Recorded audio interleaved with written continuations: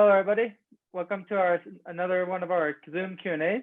My name is Eric DeFoot. I'm one of the admins of the group, and I'm co-hosting this today from Denver, Colorado, with my co-host Anastasia Yules. Welcome. Hi, everyone. My name is Anastasia Yules. I'm one of the admins of this wonderful Killing Eve Facebook group, and I'm live from Indonesia. All right. So today we're going to be talking to our guest of the day, Mr. John East, who has directed several shows such as The Last Kingdom, Penance Wars, and of course, Killing Eve, to which he has done episodes 3, 4, and 5. He has a lot to talk about today, so let's go ahead and bring in our guest of the day, Mr. John East. Hello, Mr. East. Welcome. Hello. Yes. Hello. Hi. Great. How are you, sir? Well, good. Yes, thank you. And yourselves? Great. Doing well. It's a little early here, but we'll do these Q&As whenever is the most convenient for our guests. So we greatly appreciate you coming by today, and we greatly appreciate your time. You're welcome. We'll start out. So we'd like to ask you first off, so how are things for you on your end? Obviously, things have really changed in the past year. So first I'd like to ask you how things are now from a director's perspective versus how things were a year ago. I bet things were kind of slow for you when they've been in the middle of COVID, but how things are with things kind of starting to pick up now, almost at the back end of this pandemic. Well, my industry really sort of shut down along with many others in March 2020, and it was a period of great uncertainty, followed for several months. But to be honest, the show I was on at the time, which was the first season of was it the second season? Second season of Pennyworth. I got a couple of weeks into it and we got shut down in March. But by August, we'd already come back to resume production on that show. So we got back pretty quick, and that's down to the tremendous hard work and some very smart thinking on the behalf of the producers and various other individuals at the studios we were occupying. So we actually got back fairly quick. And since then, I completed that, and then I went on and I've done my sort of my second sort of COVID production. I just came off directing the last 2 episodes of The Last Kingdom, which is a Netflix show, and again, many COVID protocols arranged around that production. And I'm going back onto something else in a few short weeks' time. So actually, the sector did get back on its feet fairly quickly. It's different, it's changed, but now there's a kind of a race to get as much material shot as possible, because there was sort of, I guess, about 6 or 8 months where the industry pretty much shut down, and we make a lot of content very quickly, and there's a kind of a gap, and a few people have been noticing, certainly on terrestrial channels, that hey, it's all repeats, where's the new stuff? So now there's a big rush to get as much stuff made as possible, and most of the studios in the UK are absolutely rammed full of productions, shooting. All the sound stages are full. Europe's pretty full. I just come back from Budapest, shooting over there. Studios are all ram-packed there. Every stage is busy. So there's a lot of activity going on, and in fact, people are saying there's not enough studio space. There's so much activity going on. So it's not in a dreadful state, but of course there's a lot of uncertainty and concern about the virus, and people are taking great care still. You mentioned that you recently wrapped on the production of The Last Kingdom season 5. Yes. Obviously, it was a lot different compared to pre-COVID time, with a lot of regulations, with the post-COVID thing. And how's the post-production going right now? Obviously, the shoot went well, and yeah. Well, it all happens remotely. I mean, very much as we're speaking now, everything's kind of remote. I work with my editor as I do normally, but instead of being in a cutting room, with that individual, I was Zooming, as we are, or telephone calls, or relying on email notes, or what have you. So and that's kind of how it goes forward. I mean, there are certain problems with that. Sometimes you need to look at a picture in real time together in extremely high quality, and you literally don't have enough bandwidth to be able to all look at an 8K picture simultaneously across the internet. There isn't enough bandwidth for that. Well, you shot on 8K. Different shows shoot on different resolutions, but you can get up to that. And so even at 4K, it's you can't really stream 4K, in real time to everybody. Yeah. So it gets that becomes difficult, but there are ways around it. You can send files to people physically on drives and things, but that tends to slow down the process. But the film industry is essentially, based on problem solving. I mean, every day there's a problem to solve.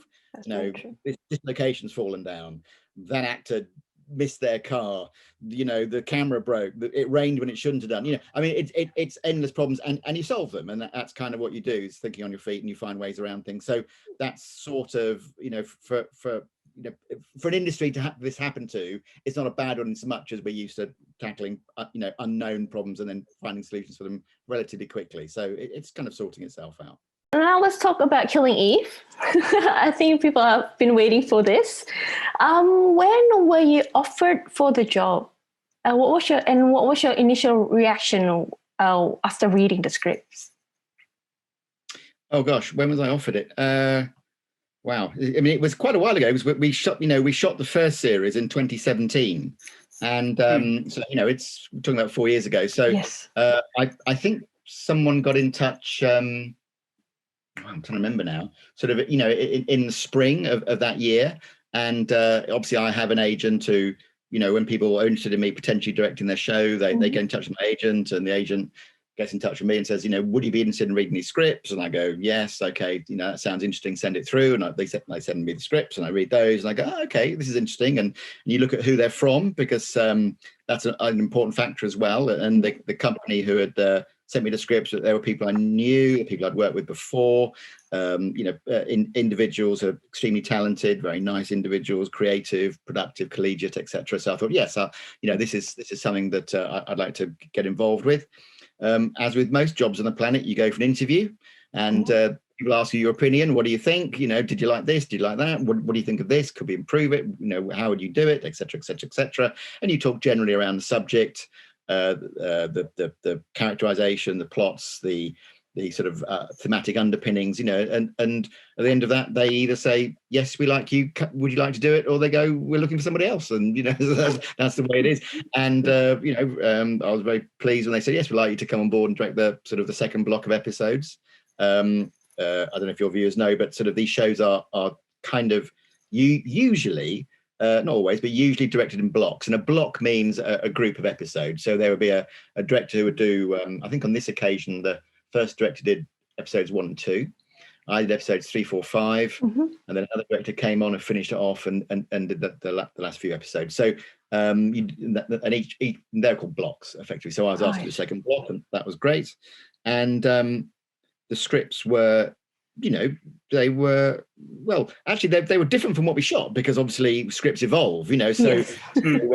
What I read is not necessarily exactly what ended up on the screen, because scenes get cut, scenes get added, scenes get changed, etc. But nevertheless, there was a sort of a freshness and originality and intelligence running through the material that I read, and that continued to exist in the piece, and right through production and post-production. And that was very galvanizing and exciting to work on.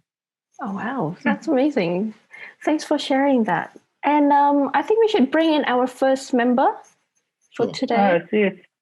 Debbie seems to be having some connecting issues, so I'll go ahead and read her question on her behalf. So her first question is, first off, is how do you, how on average, how many days does it usually take to get an episode of Killing Eve? How many days do it usually take to get an episode done for you? Gosh, like episode 3, 4, and 5. Okay, I'm going to have to sort of rely upon my memory, because each show is slightly different.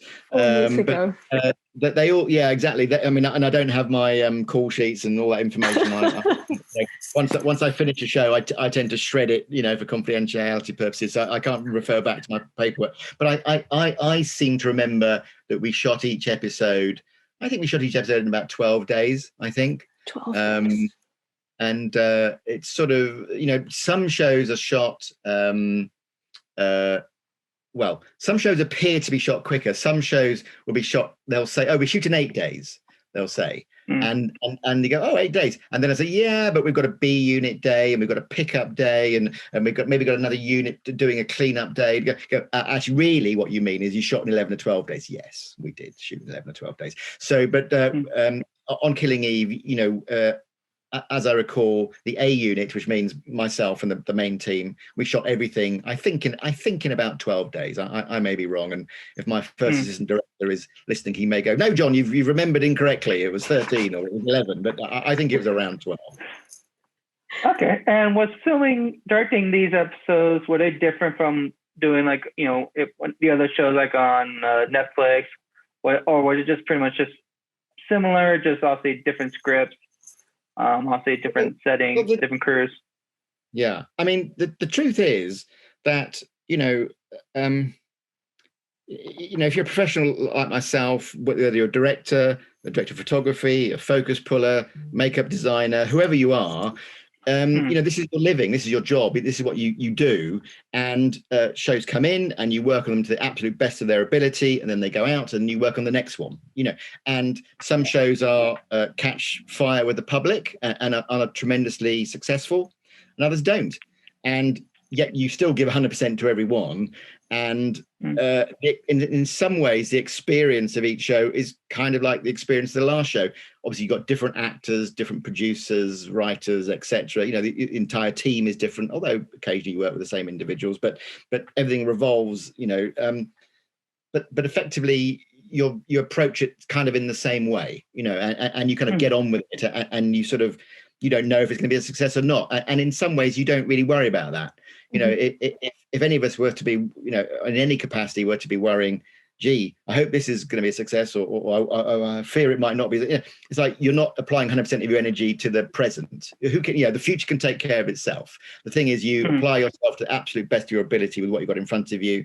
You apply all your critical faculties, your creativity, your intelligence, your wit, your intuition, everything, and what will be, and it goes out into the world, and you move on.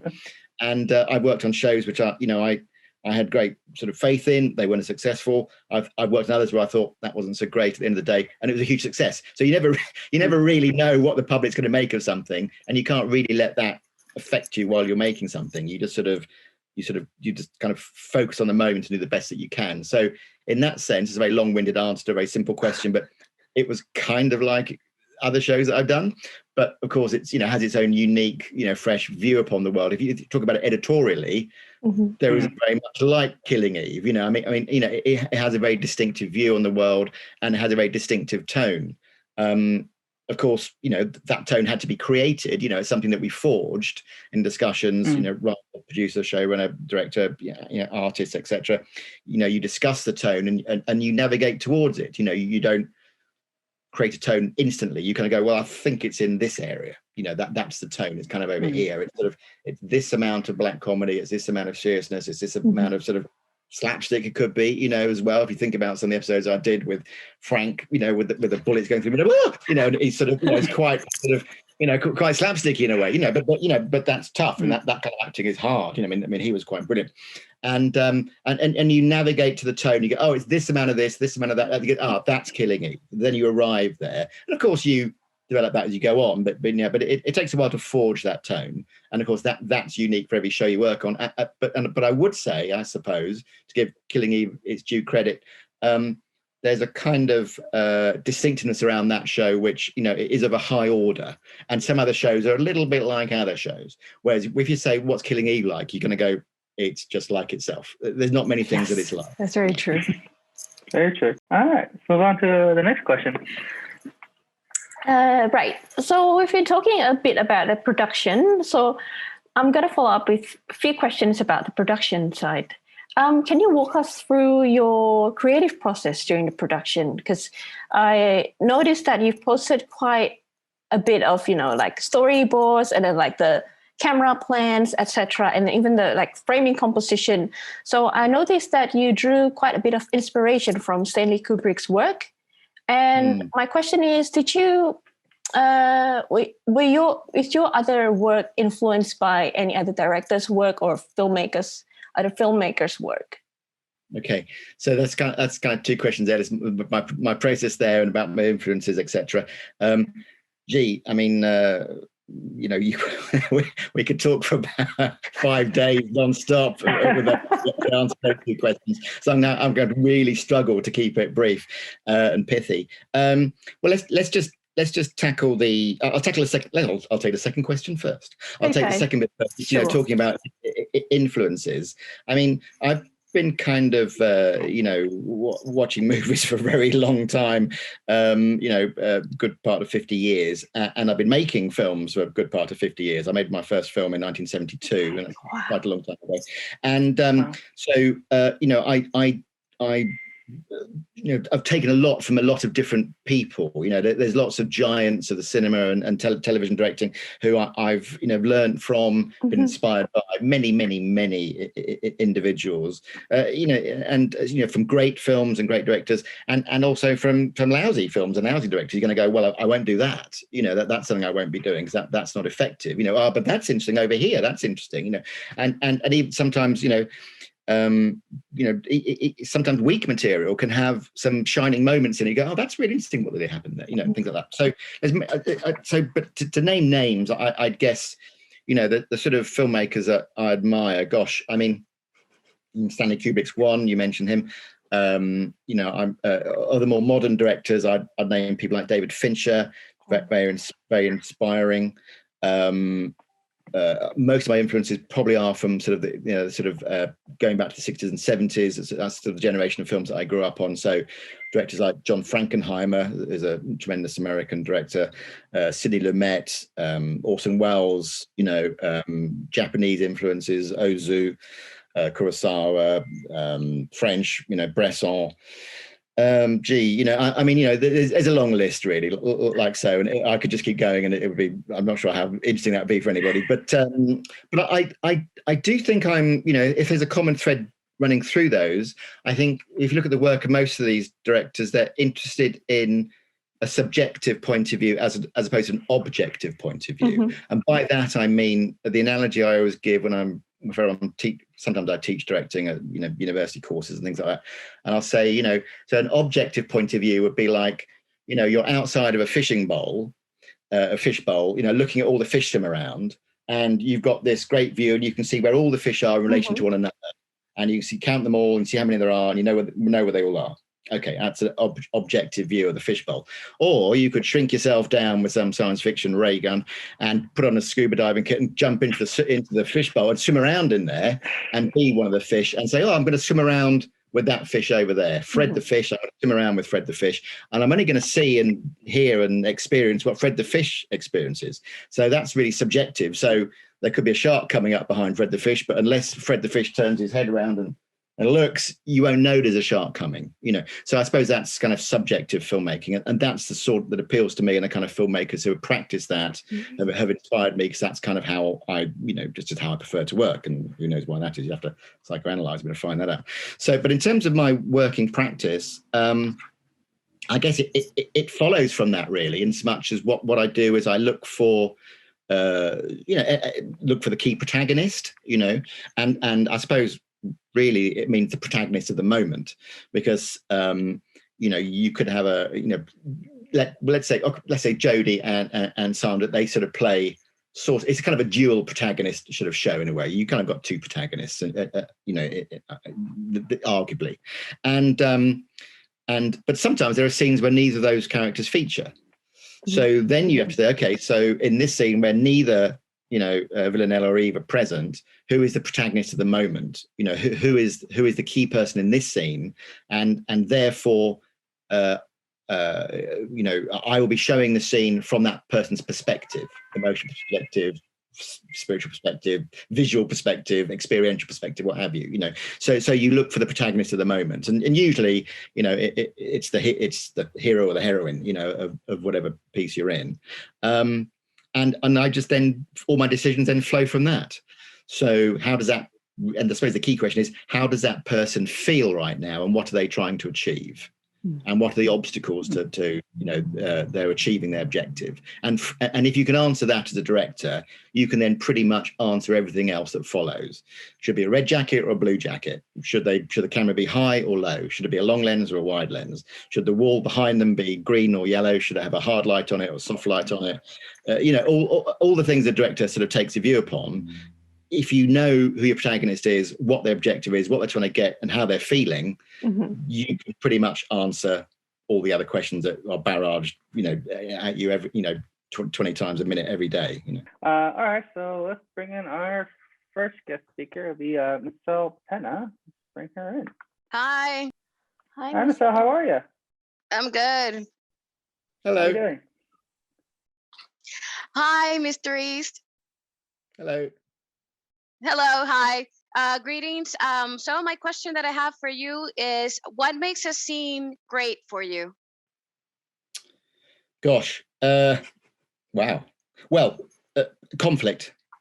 And in fact, actually, I do you know what? I didn't know you were going to ask this, and I luckily I have next to my desk posted a little bit of paper, which I always have, so I can look. I'm looking at it right now. It's a little bit of paper, and I have that there. It reminds me what every scene should do. So I write as well as I direct. So when I'm writing, or even when I'm analysing a script, I always check my little list to go, gee, is it doing these things? So I'll now, this is so great. I can look at my bit of paper. I'll tell you, it says, okay, so every scene through conflict should advance the plot and advance the story. Now, of course, the plot and the story are very different things. And should reveal character through an active choice that character makes. And you have to, and also a scene really should suggest to you what the character wants, but also play its part in telling you what they need. Now, what we need is not always the same thing as what we want.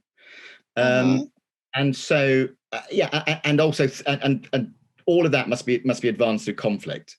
If you haven't got any conflict, you haven't got a scene. So when a scene is, and not every scene will do all of those things, to be frank. But if it is doing all of those things, then that's the answer to your question. It gets a tick in the great box, Okay. Excellent. So it has to meet. Yeah, so it has to meet like all that checklist. So to make it great, that sounds good. And the second question that I had for you was, is there a particular scene that was your favorite while shooting on the show? Oh gosh. Wow. Well, there's so many. It was a very enjoyable, fulfilling, and rewarding enterprise working on that show. So there were many moments. Scenes are enjoyable for different reasons. Sometimes you think, oh, the audience is going to love that's going to be great. Something magical happens. At other times, you kind of think, wow, that was good. It was rainy and sunny all the time when we were filming. It was rained, and then the rain went away, and the sun came out, and then the clouds came out, and then the sun came out, and then the rain came out again. And there's no time, and the police want us to move, and there's too many people in the back of shot, and we can't get it. And it's all like a disaster. And then somehow you find your way through, and you finish and you wrap at the end of the day, and you turn to your colleagues and you go, that was great. We survived, and it's going to look okay. So there are different reasons as a filmmaker why you're going to go, oh, that was great. That was a fantastic victory. I guess, a lot of attention has fallen upon this scene where in episode 5, where Villanelle visits Sandra at her home, breaks in, and they have the shepherd's pie dinner, and I did enjoy shooting that. It was challenging. So it's quite a long scene. When you sort of, if you think about it, it sort of starts when, or the downstairs part starts when she's, she pours herself some wine. She looks at the document, the information. She goes to the door. She checks it's, locked. Then suddenly Villanelle's there. Chase upstairs. The stuff upstairs in the bathroom. Downstairs for the meal. And then the arrival of her husband, and and what have you, and Villanelle's departure. It's quite a long sequence, and it's kind of all that's sort of pretty much in real time. So it took quite a long time to shoot all of that. But I guess it was a bit of a favorite because it had a challenge in it, which was a tough challenge, which is two people talking over a table for a prolonged period of time. Televisually, that's quite challenging. How to keep that interesting, and how to surf the complexities of what's going on psychologically between the two characters. Given my answer to the previous question, which was about, I want to analyze how does a character feel, and do my storytelling from that point of view.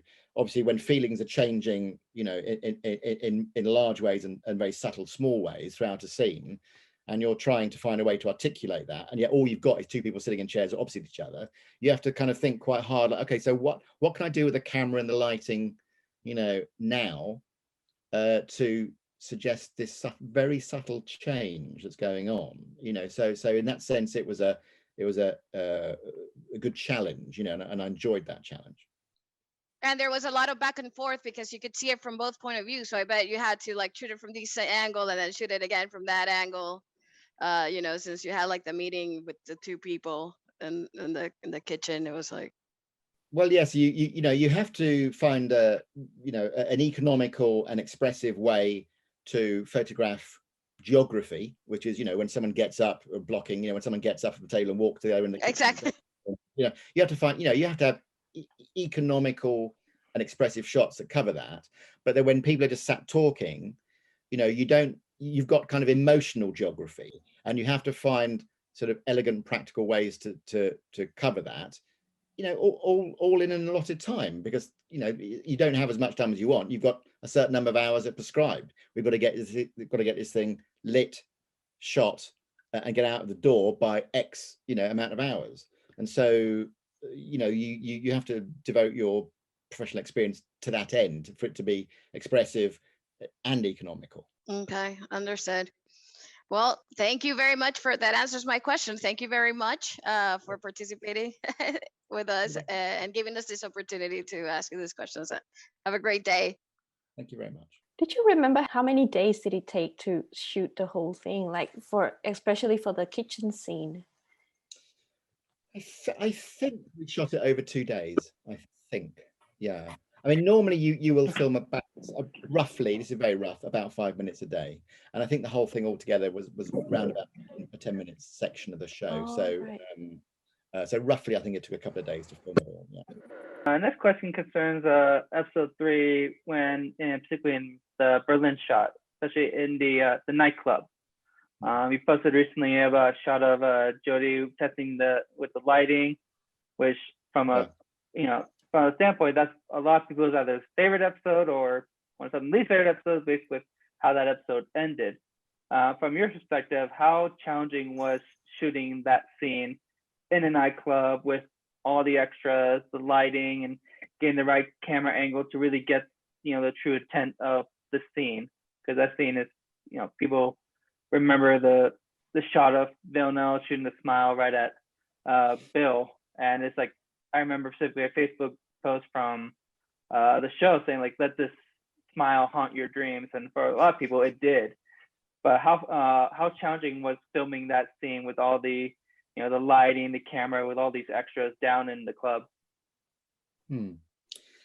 That was quite challenging. Although the scene is set in a nightclub in Berlin, the exterior of the club was in Berlin. The interior was actually in London, and we shot that after we came back at a sort of a well-known sort of venue. I think I remember when I read the script, thinking, gosh, people looking at each other across a crowded dance floor. That's quite tricky from a sort of camera point of view. I mean, you can write that as a piece of literature, in a novel, and nobody would question it. But if you think about the realities of a very crowded dance floor, I mean, I have to hold my hands up and say that my advancing years, I don't tend to go to that many nightclubs anymore. But I do remember in my earlier years when I did used to go to nightclubs, people are really like close together, right? They're not like dancing, with lots of space between them. They're like right up against each other. It's like really, jam packed, and so what that really means is across a crowded dance floor, your chances of seeing anybody are virtually zero. Once someone gets more than about 5 to 6 feet away from you, you can't see them because there are just so many heads, and the gaps between the heads are filled up with other heads, like that. So unless you're like, preternaturally tall or something, you wouldn't really be able to see anybody. So that was the first sort of challenge. It's like, okay, across a crowded dance floor, people are meeting eyes, and how's that going to work? How are we going to do that? So to be honest, the beams of light, I mean, it was a kind of a happy accident, because when I was recceing the location with my director of photography, we were watching all these lights spinning around, and there were beams of light, but they were like spinning very, very fast like this. And I think we said, oh, can you change the color of those to white?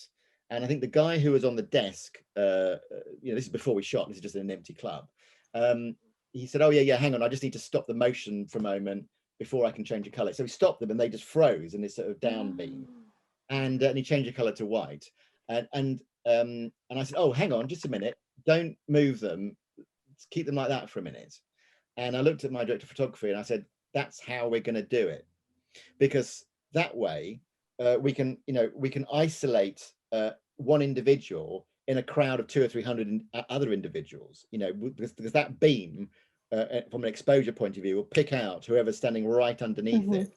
So I stood underneath it, I remember, and put my head into it and pushed my hand through, and sort of experimented with the exposure of that compared to the people who were standing next to me, and how isolated was the beam, how much spill was there to the people on either side, and things like that. Were they going to be lit up as much as I was? Well, we have to see what clothes she's wearing. If it's too bright, and the light bouncing off will illuminate the people on the side, and it won't her particularly. Whereas that was another reason for the suit, absorb light. And so it didn't bounce off, so that it was just her face, so that was the first thing. And then I thought, okay, well, that's great, and then let's throw in, I shot it in slow motion. I tend to shoot a lot of slow motion. I don't always show it to the audience in slow motion, but what it means is I'm capturing 4 times as much data as if I would be if I was filming at ordinary speed. So then I've got the ability to do various things in terms of visual effects and other stuff. And if I want to play it in slow motion, I can. And if I want to retime it back to ordinary speed, I can do that as well. So I shot it in slow-mo. I thought, well, it may be that with all these heads bobbing around, I'll never be able to see Villanelle long enough for her to make eye contact in a way which is, emotionally or psychologically significant. It'll just be a glimpse, and that's not enough. Yeah. Whereas if I shoot it in slow-mo, these gaps will open up and you'll see her for long enough. And then, that's fine. So then I've got a shot. So instead of having a shot which is a fraction of a second, I've got a shot which is maybe 2, 3, or 4 seconds long, depending on how much slow-mo I put into it. So it was a kind of a practical consideration. When you sort of use slow-mo for artistic purposes as opposed to purely sort of technical or pragmatic, is often something that it's an intuitive thing that you feel when you're in the editing room. And so it was a happy accident that it actually worked well to be in slow-mo, not only for the practical reasons of being able to see her long enough, but also it just kind of felt right. It's hard to analyze exactly what I mean by that, but you get in the cutting room, you go, that feels interesting in slow motion, and sometimes psychologically, when somebody sees something across a room and they make an interpretation of it or project onto it their imaginings, what have you, in that moment, in real life can sort of seem to slow down for a minute, you'll know that yourself when you get fascinated with something and some friend will go, hey, and you go, what, because you've been lost in a moment of reverie of thinking about something, that's for you lasted, maybe you feel like it lasted a long time, but for your friend, it's just like, oi, pay attention. You go, oh yeah, okay. So in some ways, that playing that shot in slow motion sort of replicated what it was like for Bill to kind of see this face turn and go, oh God, I've made a huge mistake. And because that's how it probably felt to him, like it sunk in, like, oh no, whereas if it was all in real time, you wouldn't necessarily feel that that realization had sort of sunk into him, so that was kind of how that was born. I mean, the other issues that, in that location were, it's difficult if you're trying to coordinate. I've forgotten how many extras we had, but it was sort of supporting artists to give them their proper, nomenclature. I mean, I've forgotten how many we had. I mean, I'm going to take a guess, around about 150, 200 people. And probably, we would have enjoyed more, but there's always budgetary constraints, but that was enough. And but when you're filming in a nightclub, the only way you can really get people to really dance and really get into it and not look like they're sort of pretending, is you just got to play the music really loud, like it isn't like if you got to really pump it up and you know, and then press the go button and everyone just goes wild. And while that's happening, you know, you're trying to perform the discipline of talking to camera operators and DOPs and grips to move a crane and you know, and actors while the music's going bam bam bam bam bam, bam, you know, that's quite tricky, you know. And of course when you want to, you know, you cut the take and you turn the music off, and my assistant director with a very loud bullhorn goes, right, quiet everybody, you know, and settle down, you know, and everyone settles down. And then of course, having settled them all down, you make your adjustments to the camera, then you need to pump them all up again to, you know, for the next take, you know.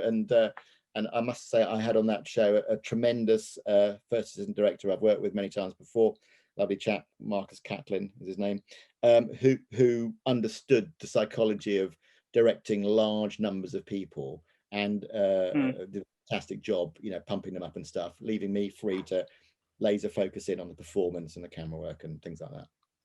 Yeah, I feel like that the slowdown that you did really just made that scene so significant, just really just drilled in the image of what Bill was feeling to just as an audience perspective too. It just felt like we all knew exactly with that slowdown and that, you know, the way that, you know, how Jodie did smile and, you know, that slowdown really just made everyone feel like, oh yeah, something's bad to go happen.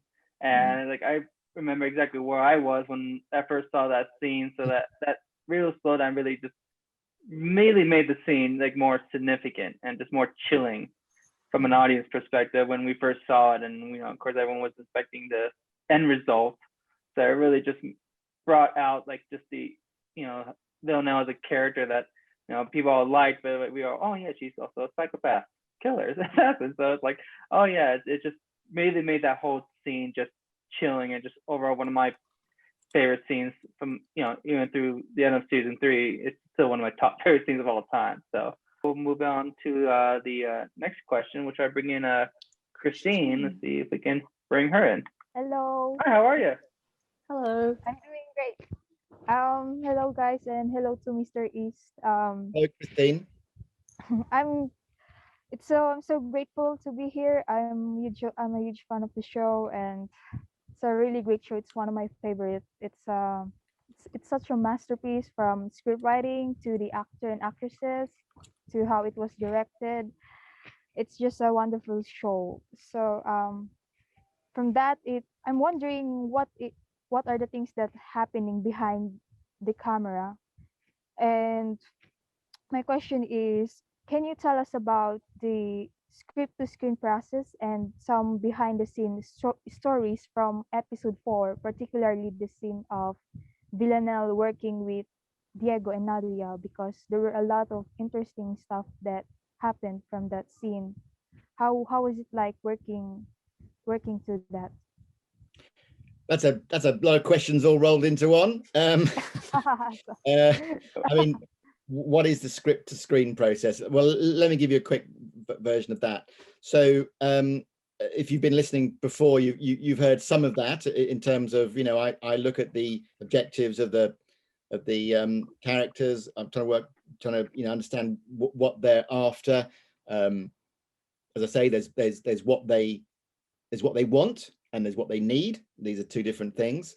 There's story and plot, which are two different things. For those people who don't know, I suppose everyone's got their own interpretation. For me, plot is what people do and the choices that they make, and story is how they feel about that. You know, so, and these things ideally are you know, wrapped around each other and are following a sort of parallel course. You know, so as a director, you're analysing a script from all these points of view. You know, what are the characters' objectives? You know, why do they want them? What's driving them psychologically? How you know, how do they express themselves? You know, what are their strengths, their weaknesses, you know, et cetera, et cetera. You know, so you analyze all of that stuff. You kind of psychoanalyze. Well, I can't speak for other directors, but what I do is I kind of psychoanalyze the characters, and you know, I come to understanding of who they are. You're then, of course, informed by the actors themselves who take on those roles, because all actors have, you know, a certain sort of kind of, for want of a better expression, a kind of emotional bandwidth which they'll work in, you know, and some will push themselves to the edge of that, and some won't, and what have you, and some of those bandwidths are narrower or wider than others, and you know, actors' bodies inform how they behave, you know, physically and psychologically, you know, so you take all this into consideration, and then you look at a scene and you're going to go, okay, so how do I think you know, these characters in these situations are going to behave, you know, what are they going to do? Are they going to you know, how close are they going to be to one another? Are they going to sit close to each other? They're going to sit far apart? Are they going to walk up to each other? They're going to walk away from each other? Are they going to turn their backs on each other? Are they, you know, are they going to face each other? Are they going to get right up in each other's faces, or are they going to respect the personal distance more? And when do those things change, and why? And what are they trying to express? And all of these questions are going through your mind as you plan out a scene. And I will then turn that into a series of sort of drawings, where I do sort of camera plans. I actually have one for the kitchen scene in front of me. I don't know if I can show it to you because of the nature of the Zoom thing, but that's can you see that?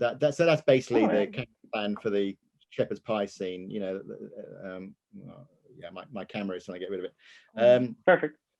So I'll draw out all the where everyone's standing, where they're moving, where they're sitting, where are the cameras, and what are the cameras doing? You know, what are the lenses? You know, are they wide? Are they long? You know, are they close? Are they moving? Are they far away? What have you? And of course, all that is sort of they're all numbered, those shots, so they're sort of, that represents in my mind how I expect to cut it all later in the editing room. You know, I mean, obviously that changes. You know, you make discoveries, and some things work better than you thought, and some things don't work as well as you thought. So you make choices as you go forward. Or some things are more appropriate at certain moments than you expected them to be, or vice versa. And so you're already conceiving how you're going to cut it before you even shoot it. At least I am, anyway.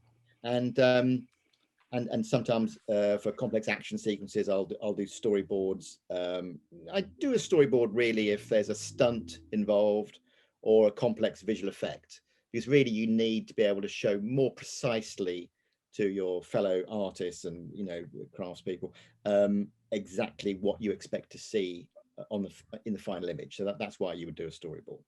That's hard to convey in a notation like that. You really need a sort of a drawing of something to kind of go, oh, I see, you see this much of the person, and that's in the back of shot, etc., etc. You know, when it's a stunt or a visual effect.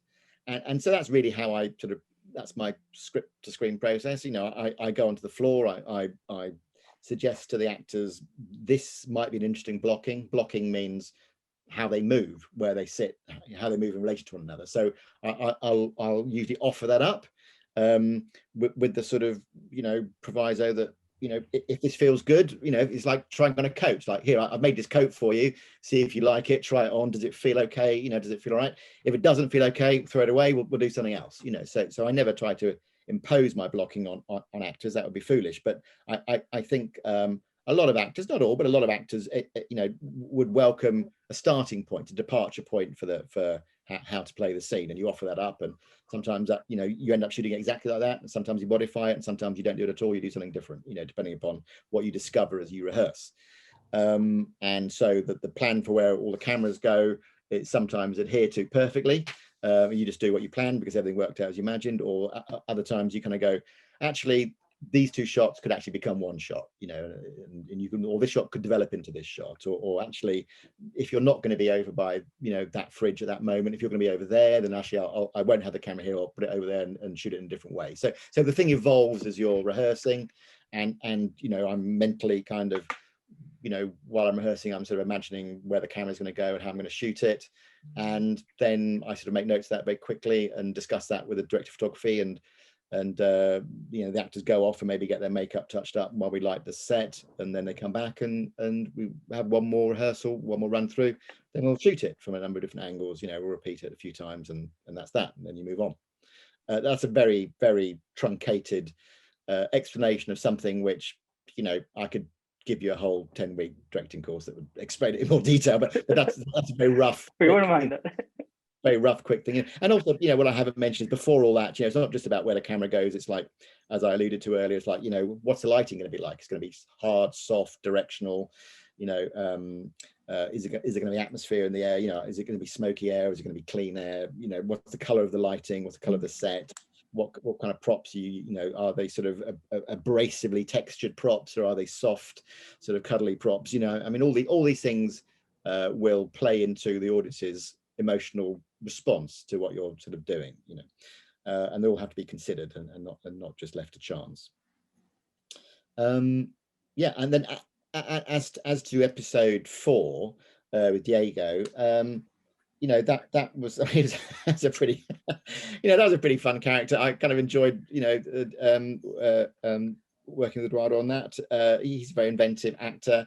You know, he's kind of guy who likes to throw out a lot of ideas, you know, and you know, and some go, hey, that's too crazy. Yeah, but that's crazy, but that's really works, you know, and you know, and that's kind of how you work on a set. You know, you try to be playful, really, you know, and it's a strange place in a way, because you have to be, you know, a great actress once said to me many years ago when I was starting out, you know, you've got to treat actors like children. And I was a bit shocked at that. And she said, what I mean by that, and she qualified it very quickly, what I mean by that is, you know, children playful, and acting is a playful activity, but you have to be able to create a zone in which children feel safe to play. Because if you know, children won't play in a place where they feel dangerous, you know, where they feel danger is present, and they won't play if they feel they're being overly judged, you know, and every move is being scrutinized and watched. So it's certainly in rehearsal, and generally, you know, you try to create in some ways the antithesis of the space that really exists, because in reality they are being scrutinized incredibly carefully. There's a camera with several million people behind that bit of glass, you know, that they're watching them, and I'm watching them and judging them, and the crew are watching and judging them, and there's only so much time, and you know, and now perform now do it now, you know, and so that's not very conducive for play. But really great acting comes from a playful space, so you have to protect that space as a director and make the actors feel like they're in a playful space, and if you can offer that to them, then the brave actors, and Eduardo's a brave actor, you know, will then take advantage of that and be playful within that space and come up with some great stuff, and you go, okay, that's great, it's appropriate, that's great, that's not appropriate, you know, let's pick the appropriate stuff. Well, okay, that's how we're going to do it, you know. And he worked very well with his fellow artists, you know, that they, you know, the word chemistry has been bandied around a lot, you know, and for it's a alchemical process, acting, in a way. I mean, there's a lot of craft and technique to it, but there's also a lot of alchemy, for want of a better expression, you know, the transmutation of one thing into another, and that often relies upon, you know, states of mind, you know, and emotional states as well, and all these mix in with the technique of acting, and sometimes you have great alchemy, so these things all come together and create something which is a little bit special, you know. And I think this particular show does have more than its fair share of luck in terms of the alchemical process, you know, and in some ways you make your own luck, you know, by putting the right elements together and giving them enough space to react in interesting and novel ways. Awesome. Thank you. Okay. Wow, that was a pretty interesting insights. I learned a lot about directing and stuff behind the camera. Thank you. Thanks for your time, Kristine. Thanks, Kristine. We're gonna Have a move great on. day. Oh, you too. Thanks. Bye. Bye. So we're gonna move on to our next and last member of the day. Diane, we'll bring her in. Hey guys, how are you? Hi, Diane. How are you? Hi, Diane. Great, I'm great. All right. Go ahead with your question. Good afternoon, Mr. East. My name is Diane and I'm from Cuba. And I have to say, I'm very happy to be here and also very curious because you gave us one of the most excited scenes in the entire show. But first, I would like to ask you, what do you think about Sandra and Jodi's chemistry on set? What do I think about it? Yeah, I mean, as a director. I mean, it's good. That's what I think about it, and I think the world knows that. So I share the world's opinion that it's good chemistry. But you know, it's not. I suppose what I'd say is what you have in those artists are two very highly professional and diligent individuals. You know, chemistry isn't, you know, only magical, you know, and there is an element of magic to it, you know, an element of, you know, when you bring two individuals together, as in life, you never know exactly what's going to happen, you know, and you get interesting reactions, you know, some which are productive and creative, and some which are less so. So you never really know exactly how that's going to work. But what you can do as an actor is be diligent in your preparation. And both of those artists are incredibly diligent in their preparation. So the more preparation you do and the more thorough it is, the more opportunities there are for interesting interactions when you come together with another individual who's done the same thing. And the other key factor involved in giving space and opportunity for that chemistry to exist is courage. And people often don't necessarily think of actors as brave people, but I think of them as very brave people, because most human beings go through life, you know, not necessarily showing their innermost, you know, selves to the world. You know, the world isn't safe necessarily. You know, that some people we're safe with, and some people we're not safe with. And you know, and you kind of learn that through life, don't you? And you learned, you know, the degree of, you know, that boundaries are important in life, and setting boundaries. And obviously, you know, with your most intimate, you know, loved ones, you know, you probably allow those boundaries to be more porous than you do, you know, with someone you might meet once at work, and you probably have your quite a sort of a definite boundary. You go, well, you know, I will tell you this much about myself, but no more, and what have you, you know, and that's just sensible, because you don't know necessarily who you're interacting with. And you know, we all have wounds as well. You don't get through life without suffering some degree of emotional, psychological, spiritual wound, you know, and most of us have a healing capacity, and you know, we create defense structures, and we move on, and we find ways to interact, you know, in a productive and healthy way. It doesn't mean that you're some person who's never suffered. It just means that you found a way to resolve that in yourself and move on.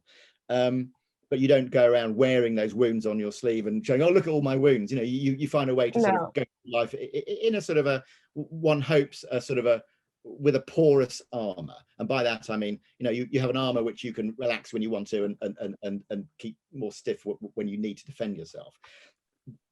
And that's because, you know, we can be hurt in life. Now, the reason I'm saying all this is, as an actor, to be a great actor, you have to be prepared to go in front of a camera and show the world your wounds, you know, because you're only going to be as good an actor as how brave you're going to be in terms of really digging into yourself as a human being and connecting to all the things which, you know, make you up as an individual. And if you're saying, well, I'm going to screen off this, that, or the other aspects of myself, then you're going to limit your effectiveness in terms of the roles that you take on. You know, like I have worked with certain, you know, very heavily defended men who are very macho and alpha male and stuff. And when asked to, you know, do a scene where they had to show vulnerability and cry, whatever, or whatever it is, you know, or show some emotional vulnerability, they were actually unable to do it, because they'd never allowed themselves, you know, well, they'd never been brave enough really to soften themselves enough to kind of explore all the pains that had made them put that barrier up. And so great actors are brave enough to do that, and will show you their hearts, and I love them for that, because they are really gutsy, brave people, and they're doing it for us.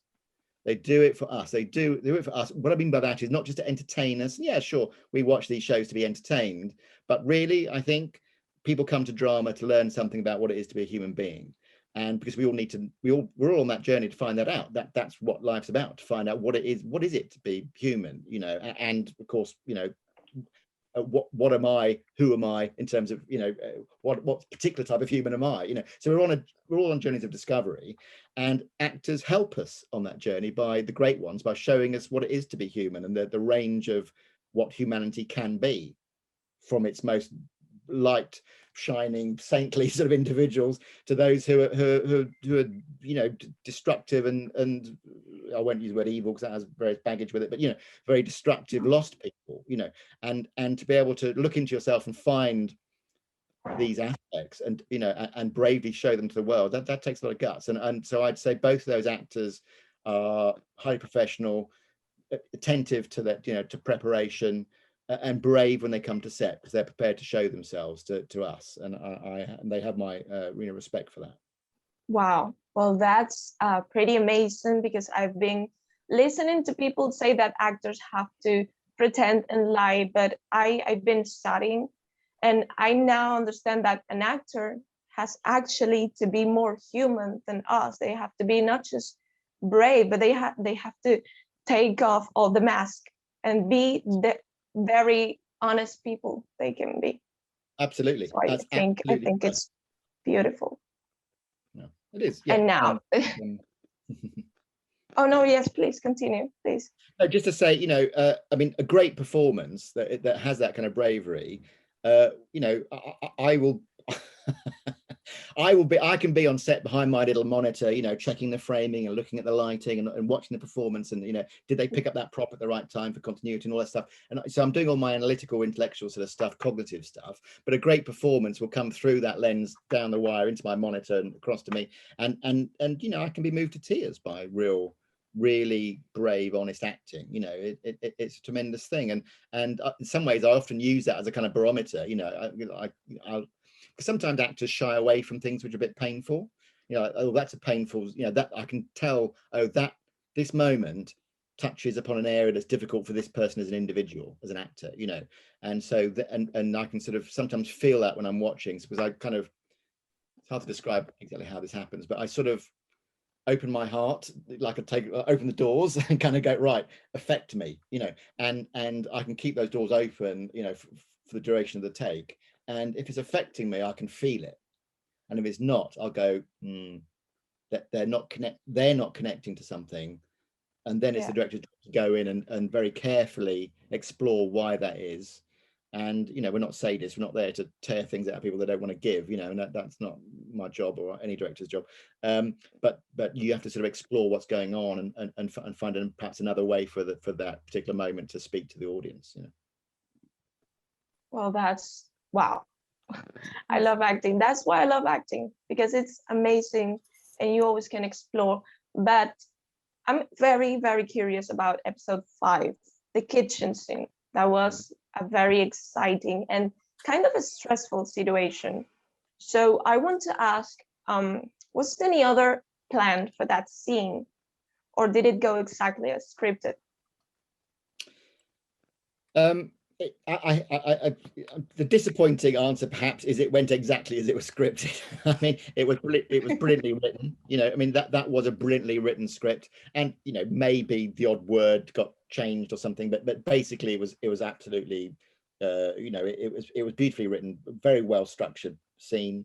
You know, been through a number of drafts, so it had been really honed. You know, and I think pretty much shot it as it was written. You know, I mean, one of Phoebe's great talents, I would say, as a writer, is that she understands that writing for film and television, it's not literature. You know, it's not literature. You can't write what people are. You can't just put in the stage directions, so and so is feeling this, or so and so wonders that, because there's nowhere to photograph that.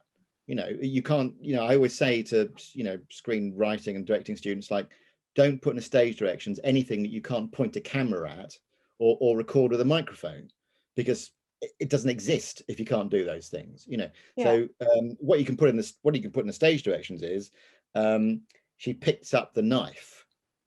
Well, you can photograph that, but what you can't photograph is she thinks about picking up the knife.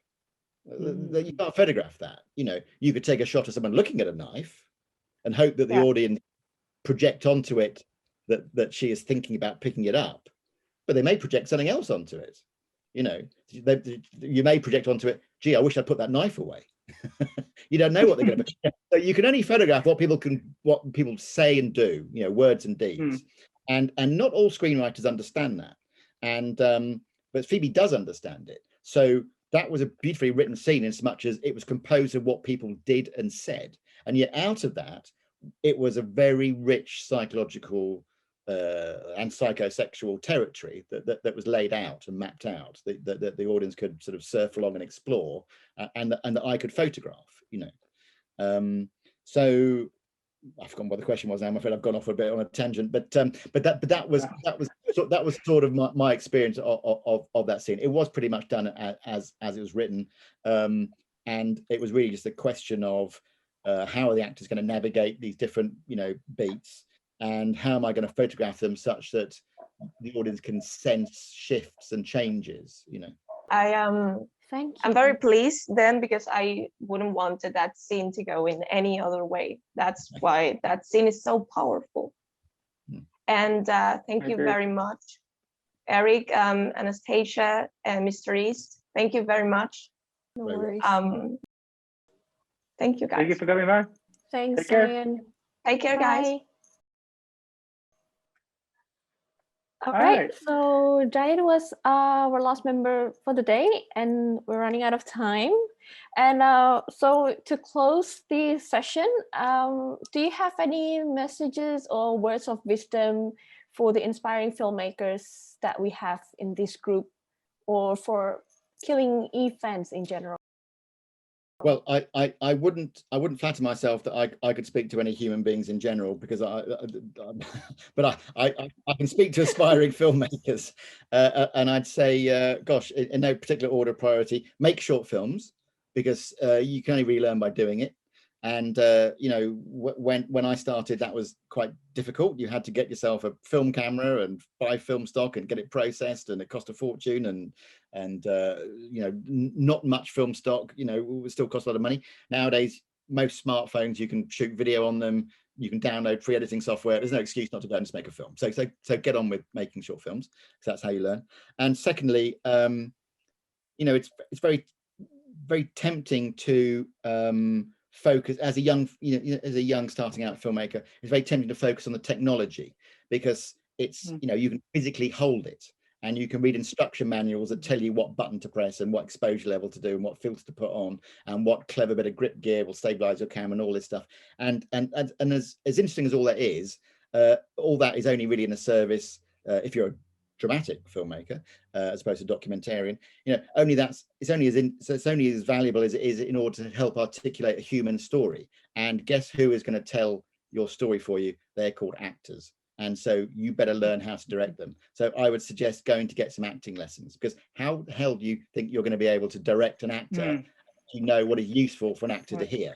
And the only way you can do that is go and be an actor. You don't need to show it off to anybody. Just go and join a little acting club or class or amateur dramatic society, wherever you are, and just do some acting and get directed by people who know and don't know how to direct. And you'll go, gee, that wasn't a very useful thing to say to me. And someone else will go, oh, that was really useful. Thank you. That helped me nail that scene, you know, because that's how you're going to learn how to direct actors. You've got to sort of get involved in it and read about acting, talk to actors, and ultimately, you know, unless you want to make cold, sterile stuff which only appeals to sort of, you know, robots, you've got to immerse yourself in the stuff of life, you know, and life is messy, and you know, and it's, you know, emotions are messy, you know, and stuff, and you've got to dig it. You've got to have to swim around in that stuff and not really know, because all of us are on a journey of discovery, and you've got to accept that, and you've got to swim around and go, what is it to be human? It's strange, this stuff that, you know, and it's a journey of discovery. You know, drama, I'd say, is a journey of discovery